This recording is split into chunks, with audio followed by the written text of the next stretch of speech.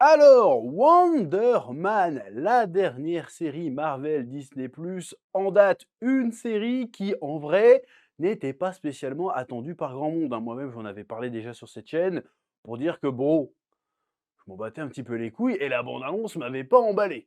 Hein, j'avoue que la bande-annonce, ça partait dans un espèce de ça semblait être dans un délire un peu méta, un peu chelou, qui me parlait pas trop. Voilà, même si le personnage de Wonder Man dans les comics peut être intéressant, hein, Simon Williams, hein, c'est un acteur évidemment aussi dans les comics, qui a des pouvoirs ioniques. Je crois qu'à la base, il a ses pouvoirs par rapport à Hydra, je crois, une connerie comme ça, bref.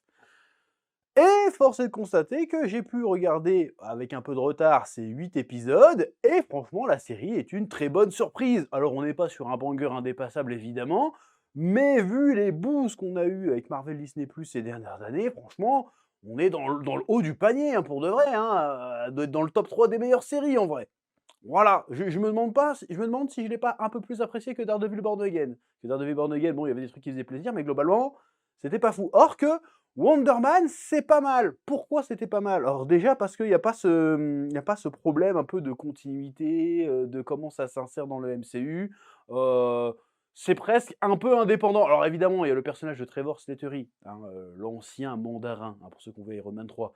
La plus grosse douille, hein, du MCU, Iron Man 3 d'ailleurs, hein, le twist d'Iron Man 3.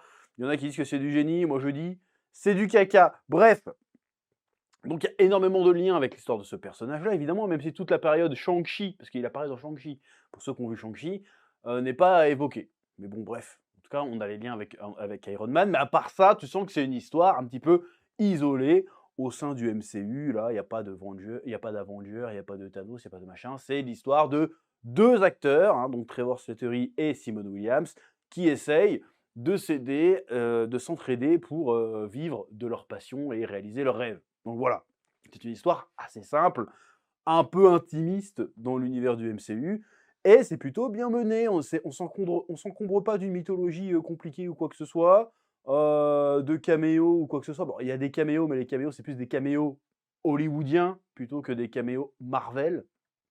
Voilà, on voit des acteurs qui jouent leur propre rôle, notamment attends, j'ai noté sur mon écran, nous avons Joe Pantoliano. Joe Pantoliano, il jouait dans Matrix, le mec qui bouffe le steak et qui les vend là, qui vend Neo et Trinity et Morpheus, il est dedans, il joue son propre rôle. Il y a Josh Gad, c'est un acteur que je connais pas trop, mais qui apparemment qui fait Olaf dans La Reine des Neiges et qui a joué aussi dans, le live action de La Belle et la Bête.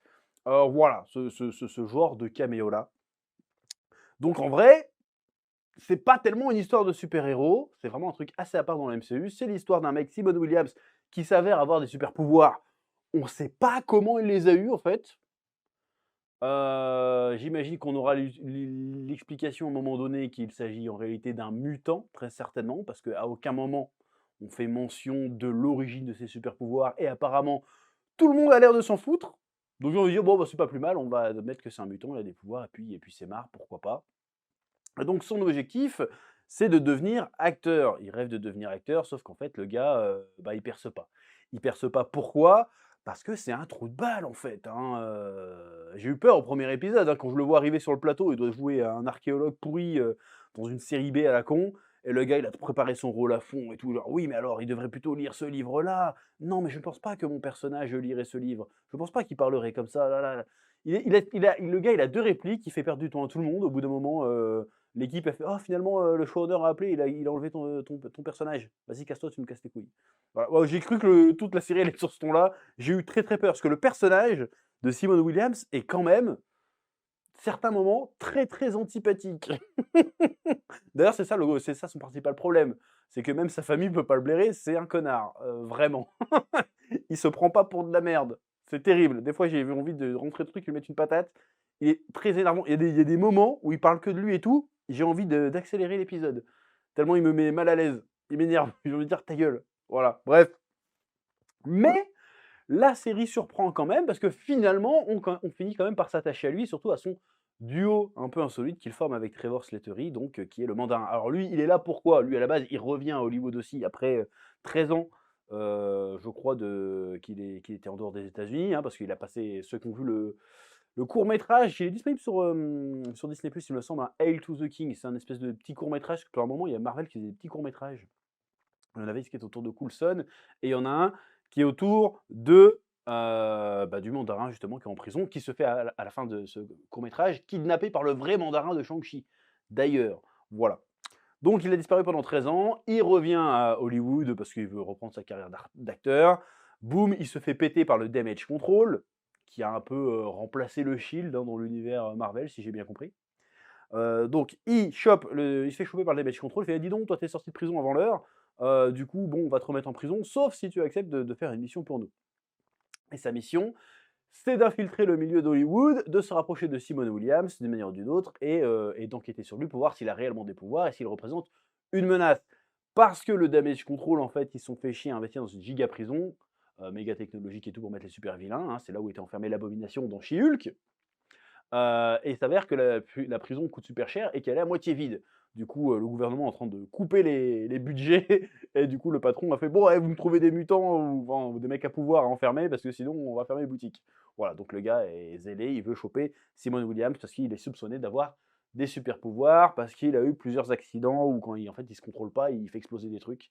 Voilà. Bref, et donc la série se rend parce qu'on finit par s'attacher au parcours de ces 2 personnages qui sont habités par une véritable passion, pour, l'art dramatique et franchement, ça permet un peu de découvrir le milieu un peu d'Hollywood. J'imagine qu'il doit être assez fidèle parce que forcément c'est des gens d'Hollywood qui font une série sur Hollywood, donc forcément, voilà. J'avais peur qu'il y ait un côté un peu trop méta, relou, tout au long de la série et puis au final pas tant que ça en fait.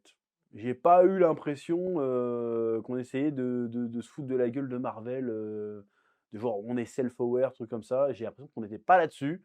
Alors évidemment, il y a une espèce de satire du milieu d'Hollywood, évidemment, mais c'est pas plus poussé que ça, je trouve. Voilà, je trouve que ça reste quand même plutôt bien dosé, plutôt bien raconté et finalement, même s'il y a pas d'énormes péripéties de fou dans la série, genre il y a pas un méga vilain qui arrive, il y a pas une grosse bagarre de fou, et ben, ça arrive à se tenir.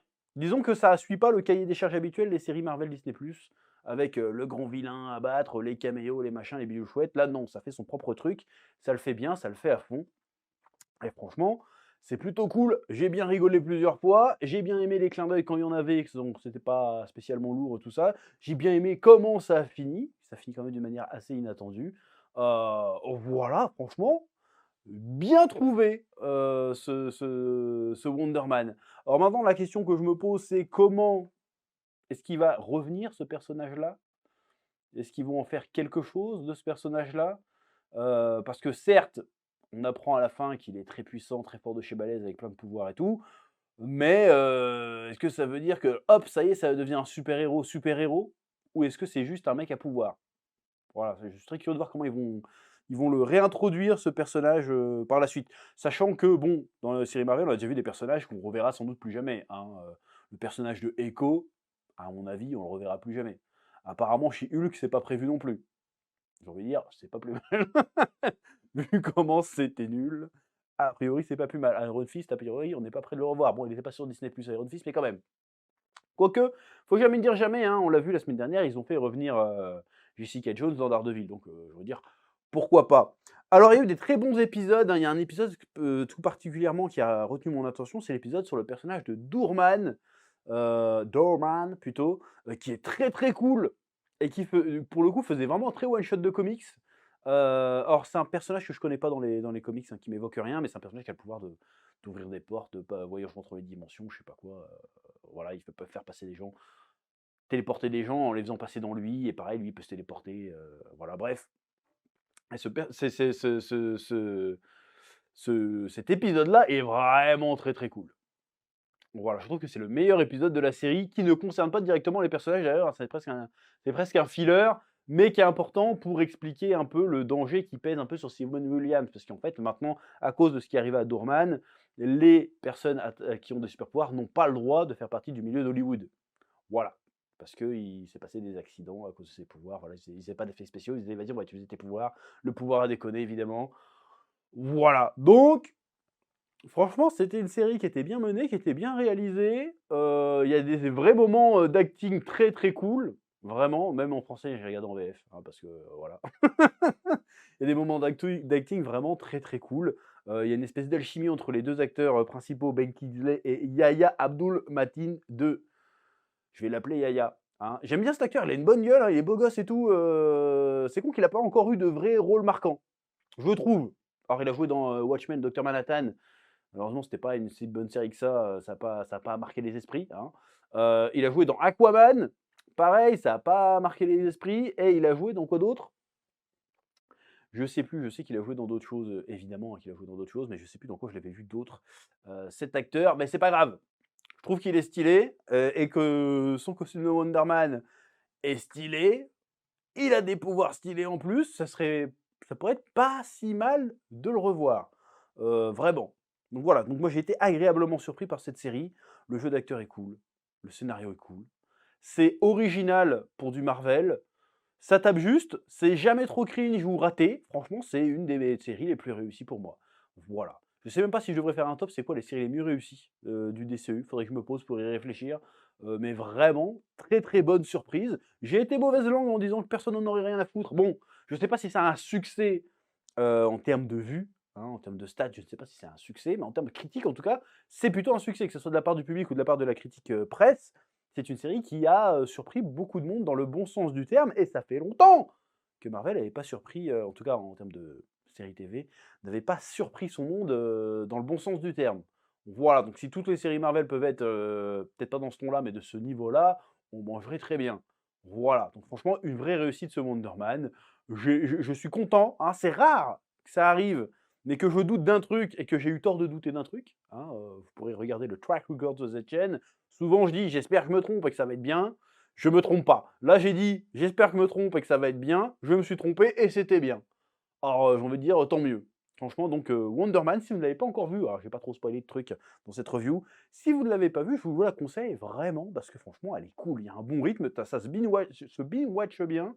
Quand un épisode se termine, tu as envie de lancer un autre, c'est tout ce qu'on demande.